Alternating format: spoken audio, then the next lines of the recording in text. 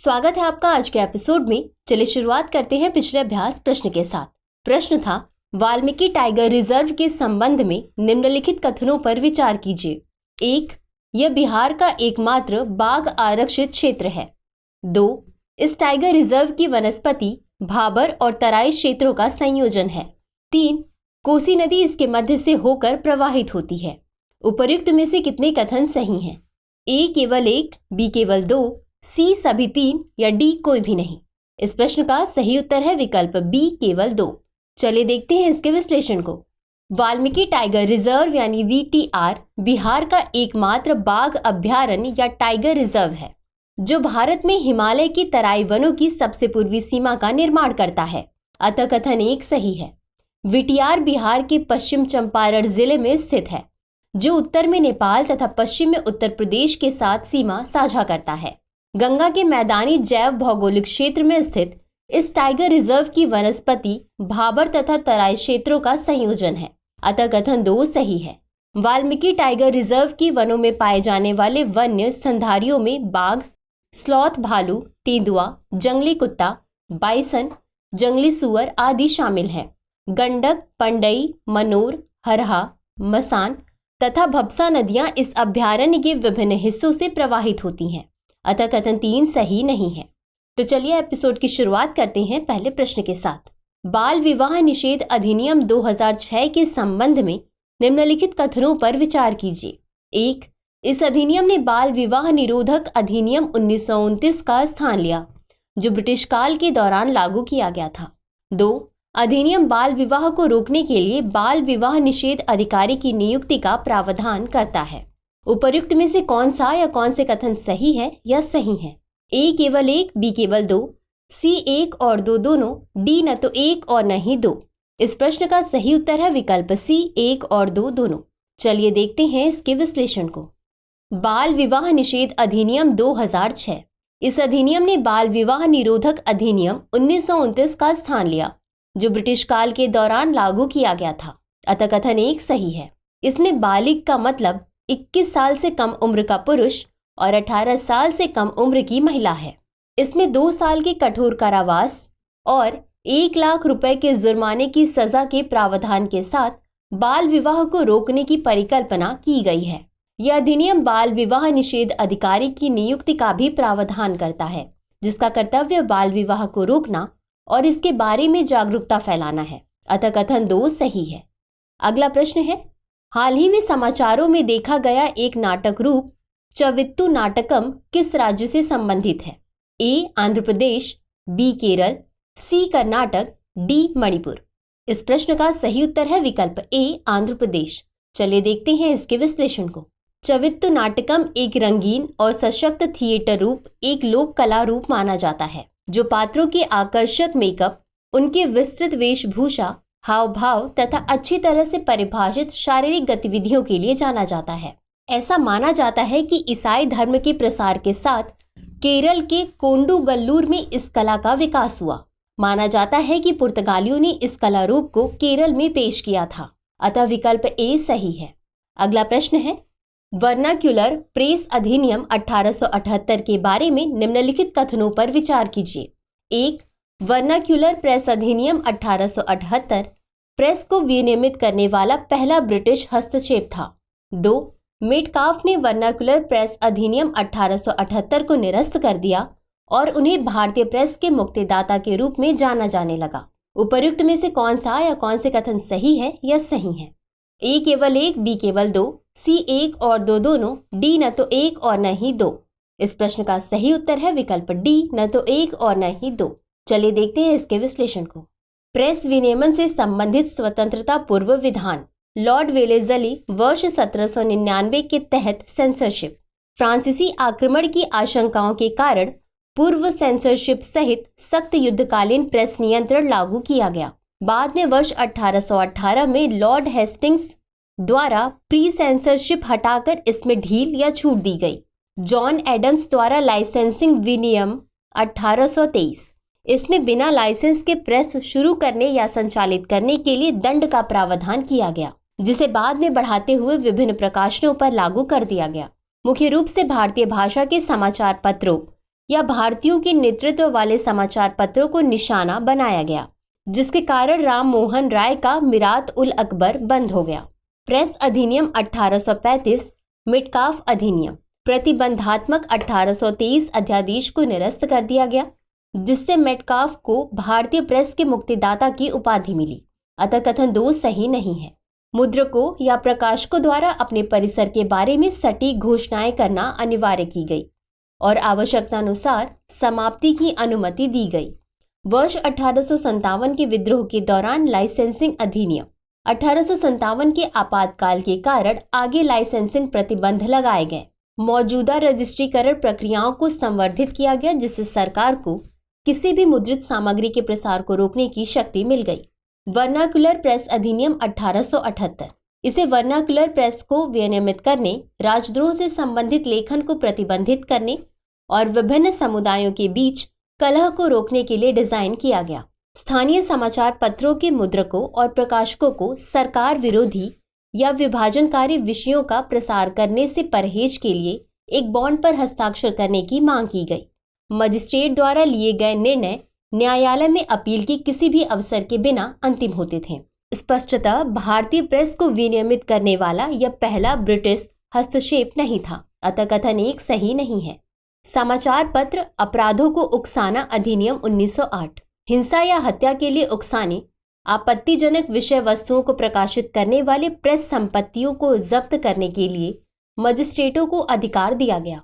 उग्र राष्ट्रवादी नेता बाल गंगाधर तिलक को राजद्रोह के आरोपों का सामना करना पड़ा और उन्हें मांडले ले जाया गया, जिससे व्यापक विरोध और हड़ताल की घटनाएं हुई। भारतीय प्रेस अधिनियम 1910, स्थानीय सरकार रजिस्ट्रीकरण के समय सुरक्षा की मांग कर सकती थी, उल्लंघन करने वाले समाचार पत्रों को दंडित कर सकती थी और जांच के लिए निःशुल्क प्रतियों की मांग कर सकती थी। वर्नाकुलर प्रेस अधिनियम के समान कड़े नियम लागू करके प्रेस की स्वतंत्रता को बाधित किया गया। अगला प्रश्न है, निम्नलिखित कथनों पर विचार कीजिए। कथन 1, सूर्य के एक न्यूट्रॉन तारा होने की उम्मीद नहीं है, जो एक सघन तथा संहत तारकीय पिंड है, जो सुपरनोवा विस्फोट के बाद एक विशाल तारे के क्रोड के अवशेषों से निर्मित होता है। कथन 2, इसमें अंततः न्यूट्रॉन तारा बनने के लिए आवश्यक द्रव्यमान का लगभग 10वां हिस्सा ही है। उपयुक्त कथनों के संबंध में निम्नलिखित में से कौन सा सही है? ए, कथन 1 और कथन 2 दोनों सही है तथा कथन 2 कथन 1 की सही व्याख्या है। बी, कथन 1 और कथन 2 दोनों सही है तथा कथन 2 कथन 1 की सही व्याख्या नहीं है। सी, कथन 1 सही है लेकिन कथन 2 गलत है। डी, कथन 1 गलत है लेकिन कथन 2 सही है। इस प्रश्न का सही उत्तर है विकल्प ए, कथन 1 और कथन 2 दोनों सही है तथा कथन 2 कथन 1 की सही व्याख्या है। तो चलिए देखते हैं इसके विश्लेषण को। न्यूट्रॉन तारा एक सघन तथा संहत तारकीय पिंड है, जो सुपरनोवा विस्फोट के बाद एक विशाल तारे के क्रोड के अवशेषों से निर्मित होता है। ये तारे ब्रह्मांड में ज्ञात सबसे घने पिंडों में से हैं, जो एक विशाल द्रव्यमान को अपेक्षाकृत छोटे आकार में समेटते हैं। वर्ष 1967 में पल्सर की खोज ने न्यूट्रॉन तारों के अस्तित्व का पहला साक्ष्य प्रदान किया। पल्सर वे न्यूट्रॉन तारे हैं जो प्रत्येक घूर्णन में एक बार विकिरण के स्पंदन उत्सर्जित करते हैं, किंतु सूर्य इसके लिए पर्याप्त बड़ा नहीं है। इसमें मूल रूप से न्यूट्रॉन तारा बनने के लिए आवश्यक द्रव्यमान का केवल 10वां हिस्सा है। अतः कथन 1 और कथन 2 दोनों सही हैं तथा कथन 2 कथन 1 की सही व्याख्या है।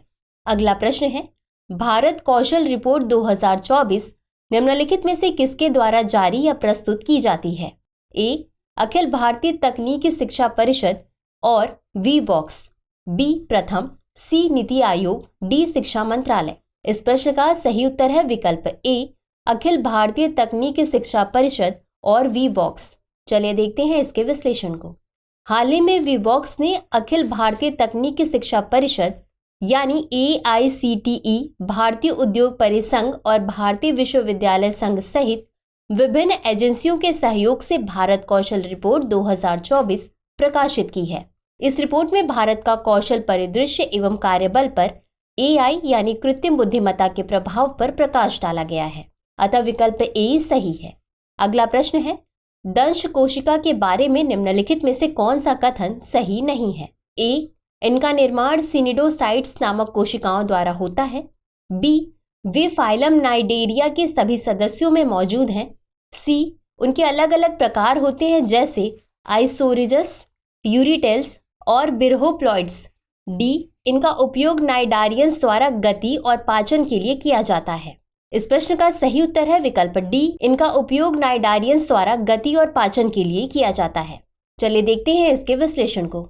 दंश कोशिका नाइडेरिया में पाई जाने वाली विशेष कोशिकाएं हैं, जिनमें जेलीफिश, मूंगा, समुद्री एनीमोन तथा हाइड्रा शामिल हैं, जो शिकार करने तथा शिकारियों से बचाव के लिए प्रबल शस्त्र के रूप में कार्य करते हैं। प्रत्येक दंश कोशिका में कुंडलित धागे जैसी नलिका वाला एक कैप्सूल होता है और इसके भीतर विषाक्त पदार्थ होते हैं, जो गोली से भी तेज गति से बाहर निकल सकते हैं। नाइडेरिया में निमेटोब्लास्ट होते हैं, जो संभावित शिकार के संपर्क में आने पर दंश कोशिका उत्सर्जित करते हैं। दंश कोशिका शिकार की बाहरी परत को भेदते हैं अथवा उसके शरीर में विषाक्त पदार्थों को संचरित करते हैं। दंश कोशिका में मौजूद विषाक्त पदार्थों का शिकार पर पैरालिटिक, पक्षाघात अथवा साइटोलिटिक कोशिकाओं को नष्ट करने वाला प्रभाव पड़ता है। नाइडेरियन जीव शिकारी अथवा रक्षात्मक उद्देश्यों के लिए विषाक्त पदार्थों के संयोजन का उपयोग करते हैं, अतः विकल्प डी सही है।